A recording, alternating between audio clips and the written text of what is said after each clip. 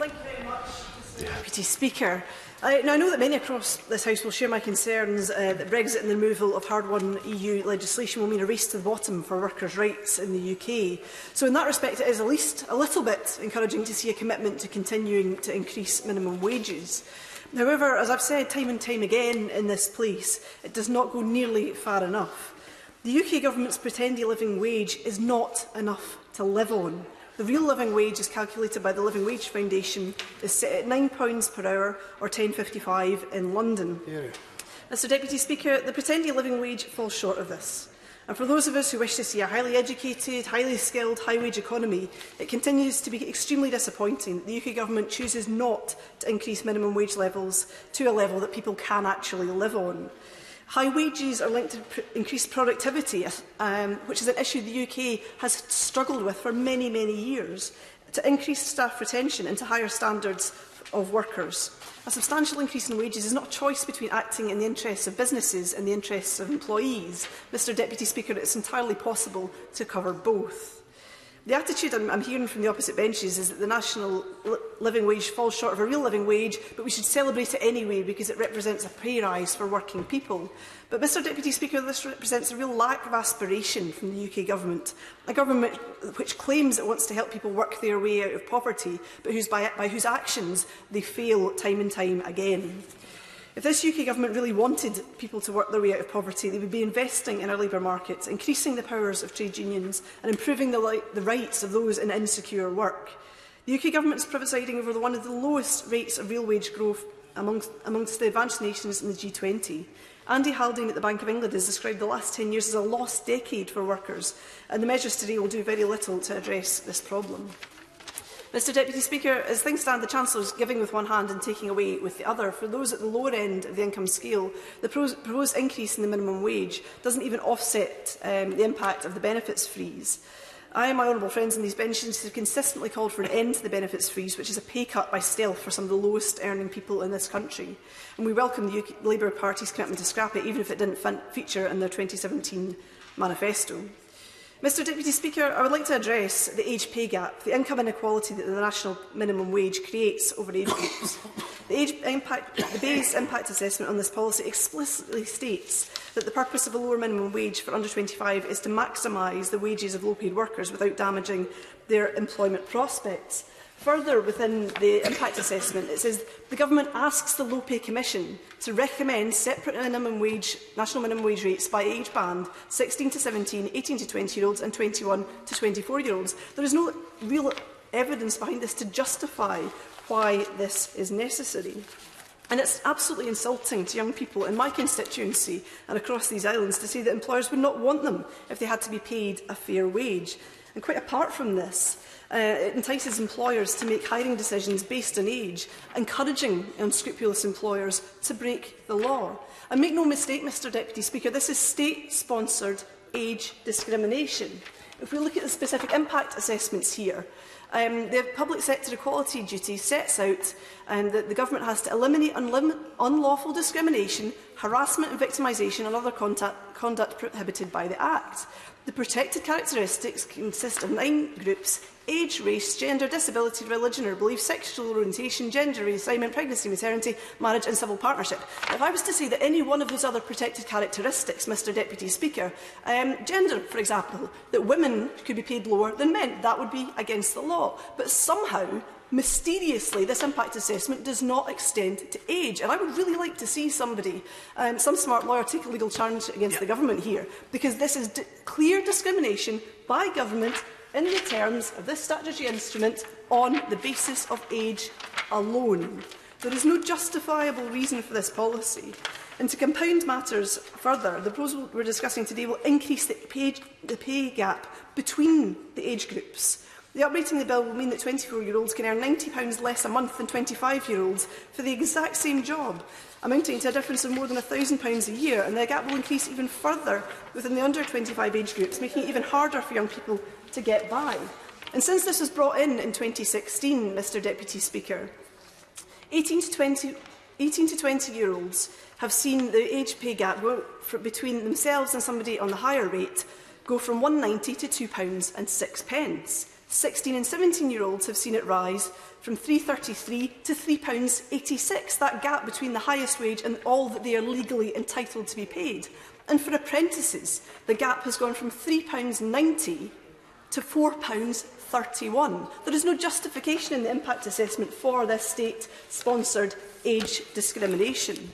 And if I was to suggest, perhaps, that MPs in this House, an MP born in 1973, perhaps like my honourable friend, an MP born in 1978, like the Minister across the way, and myself born in 1982, if I was to suggest that MPs were to be paid different pay rates depending on their age, I can't imagine any MP in this House signing up to that. So why should young people face this discrimination in law proposed here today by the government? And I mentioned exploitation. Yes, of course. I'm listening very carefully to the point. Having started my own working life age 16 as an apprentice, I wouldn't expect to get the same level as a minimum wage at 16 as I would perhaps starting in a new job or in something else when I was 20, 30, 40. I mean, surely there is some recognition that experience does come with some age, even if it's not always in the workplace. And to expect the same at all of those, I think people perhaps when they're older might like to see a differential for their experience. Well, you see, she misses her own point, though, because it doesn't say the National Experience Wage Amendment on here. Yes. It says by age. It's discriminating by age and by age alone, not by experience. So if she as a 16-year-old walked into a job on the same day as somebody who was 25, they're not legally entitled to the same wage. They have no more experience in that job, regardless of what experience they might have in life. And there might be 20 16-year-olds who are far more savvy than a 25-year-old on the first day in a job, or a 45-year-old, or a 65-year-old. That is not what we're measuring here. Which one? I thank the honourable lady for giving way. Surely she recognises the conclusions that Low Pay Commission actually came to, and they said, in light of this evidence, we concluded when thinking about the pay floor for this age group that it could not currently be set at the same level as the national living wage without risks to employment. This is exactly the same kind of employment that the Conservatives made when this was being brought in the first place, that it would risk people's employment. That has not been the case. And it says within the impact assessment, if he wants to look at it, that the government asks the Low Pay Commission to set it at these levels. The government has instructed the Low Pay Commission to do this. So that's quite different. That is quite different. And I don't buy his arguments at all. And this amounts to a difference of thousands of pounds in the take-home pay between a 16-year-old, an 18-year-old, a 21-year-old and a 25-year-old. And it is completely unjustifiable. Because this is not about experience, as I've said. It doesn't say that in the regulations. It specifies age and age alone.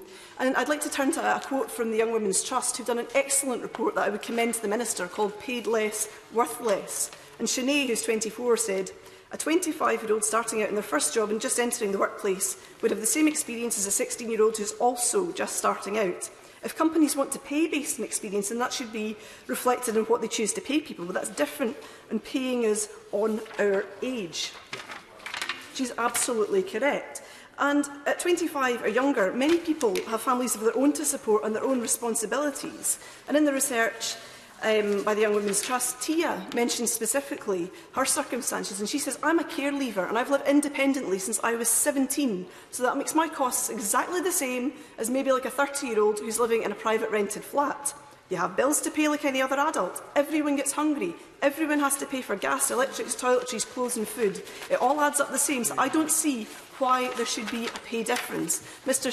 Madam Deputy Speaker, I don't see why there should be a pay difference either. It's completely unjustifiable. Young people have to pay the same amount as somebody over 25 for rent, for getting the bus to work, for childcare, for going to the cinema, for whether they want to buy a Freddo bar or not, as we've discussed.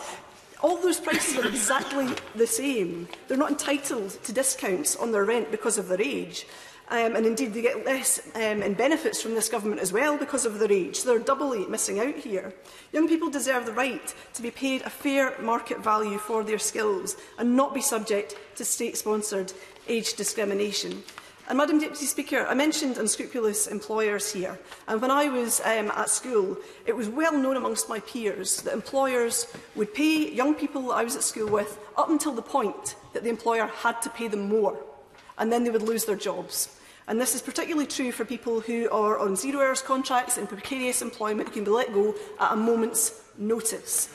Because as soon as an employer thinks, I'm going to have to pay that person more, they can show them the door, and there's very little by way of protection here, particularly when you look at young people who do not know what their rights are or cannot afford legal representation to challenge them.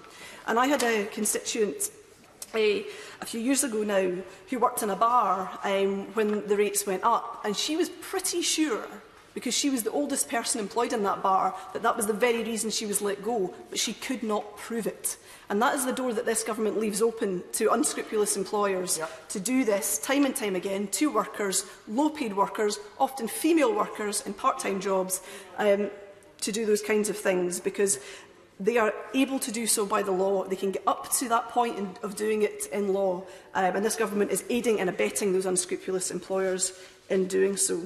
Madam Deputy Speaker, Scotland is the best performing part of the UK in terms of paying the real living wage. There are 1,363 real living wage employers in Scotland, and I'm proud to say that the latest ones are among in my constituency, the Scottish Fair Trade Foundation, Silver Cloud, and the spectacle manufacturer Eola, who has a shop in Finniston, are amongst those. And I'm proud to see that growing, and I'm proud to see real responsible employers seeing the benefits of paying the real living wage to their employees. They see it improves retention, they see it improves morale, and they see the value in doing so.